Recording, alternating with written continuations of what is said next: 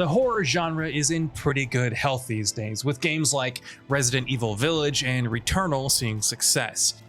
Meanwhile, indie titles like World of Horror, Little Nightmares, Mundawn, and many more continue to garner attention. And while the genre has seen its ups and downs over the decades, there are plenty of classics that remain scary to this day. Let's take a look at 15 of them here. Silent Hill 2.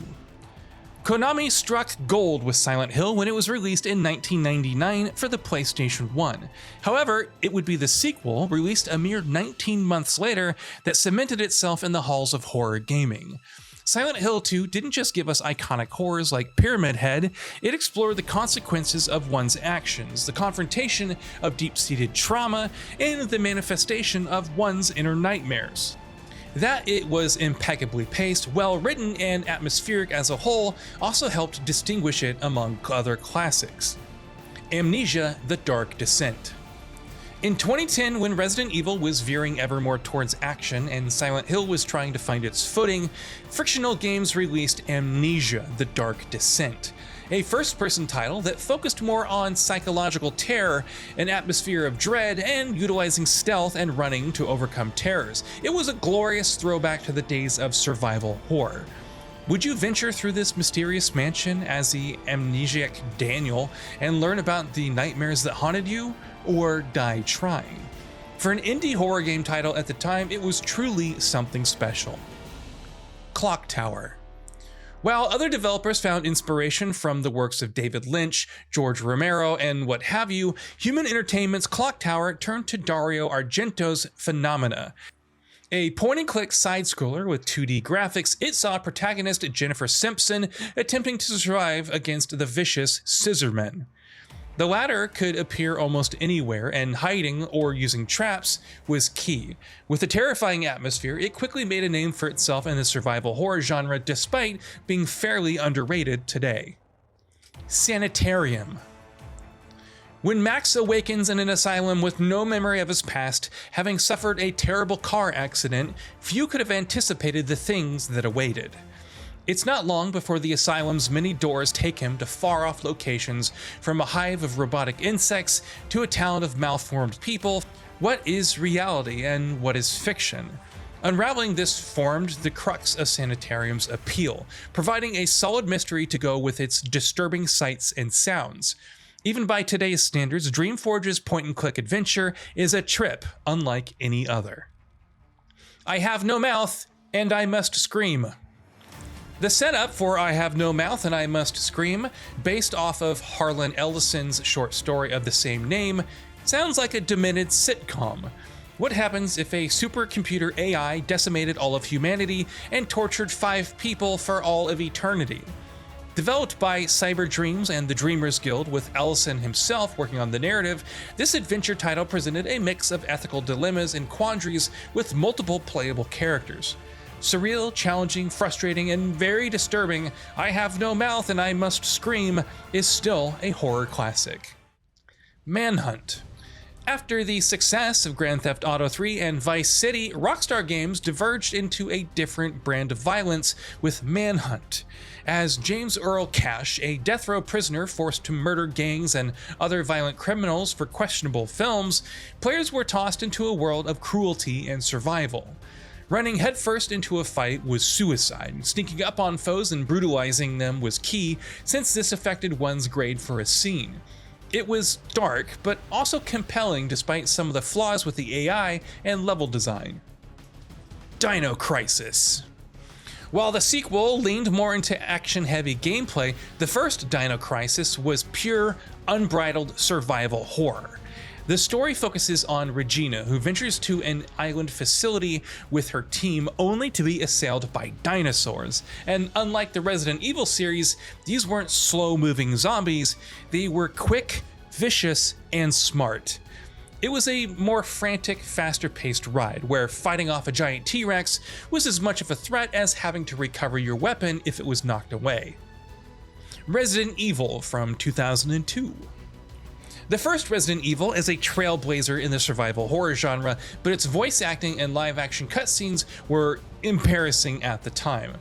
In 2002, it received a remake, which retained the style of 3D models against pre-rendered backgrounds. However, along with improved visuals, a revamped script, and better voice acting, not to mention terrors like Lisa Trevor, it was a stunning realization of an undead nightmare of descending into a mansion teeming with horrors with little to rely on but one's wits and whatever ammunition was available.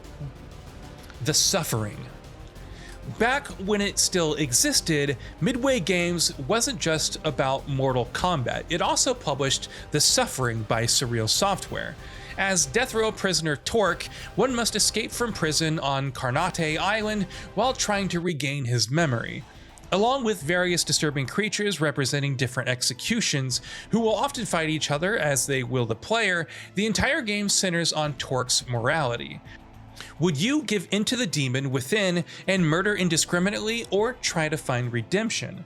Despite being released in 2004, The Suffering boasts some solid mechanics and gameplay, along with some genuinely shocking reveals. Condemned: Criminal Origins. Guns, while present, had very little ammo.